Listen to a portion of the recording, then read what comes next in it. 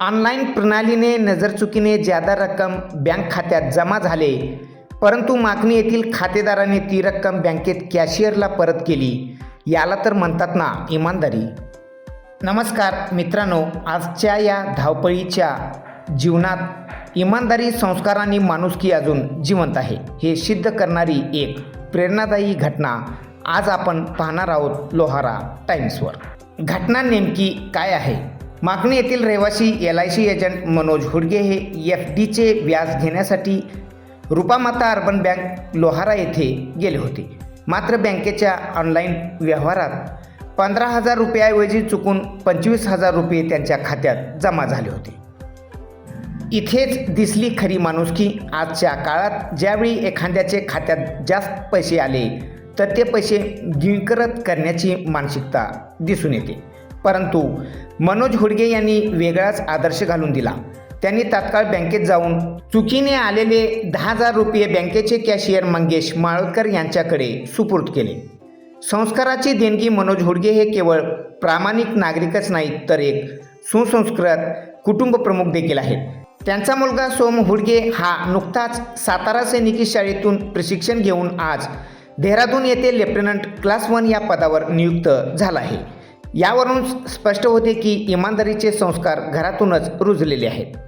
एखाद्याचे पैसे किती कष्टाने कमावलेले असतात हा विचार ज्याच्या मनात येतो तो व्यक्ती कधीच चुकीचा मार्ग स्वीकारत नाही. मनोज हुडगे यांनी पैशापेक्षा प्रामाणिकपणा मोठा हे कृतीतून दाखवून दिले आहे. बँकेकडून त्यांच्या प्रामाणिकपणाचा कौतुक केला. या प्रसंगी नवीन वर्षाच्या शुभारंभानिमित्त बँकेच्या वतीने मनोज हुडगेसह आदींना बँकेचे कॅलेंडर भेट म्हणून देण्यात आले. या प्रसंगी बँकेचे शाखा व्यवस्थापकासह सर्व कर्मचारी उपस्थित होते. पाहत रहा लोहारा टाइम्स. अशाच प्रेरणादायी बातम्यासाठी लोहारा टाइम्स या YouTube न्यूज चॅनलला सबस्क्राईब करायला मात्र विसरू नका. पहिल्यांदा प्रथम आमच्या खरेदीदारांना धन्यवाद मानतो. त्यांनी आपल्या इमानदारीनं कर्मचाऱ्याचे आमचे गेलेले पैसे रिटर्न आणून दिला. त्याच्यामुळे मी खूप खूप आभारी आहे त्यांचं. माझं नाव मनोज गुरुप्रताप पवडगे. LIC प्लस कारखाना करतो मी.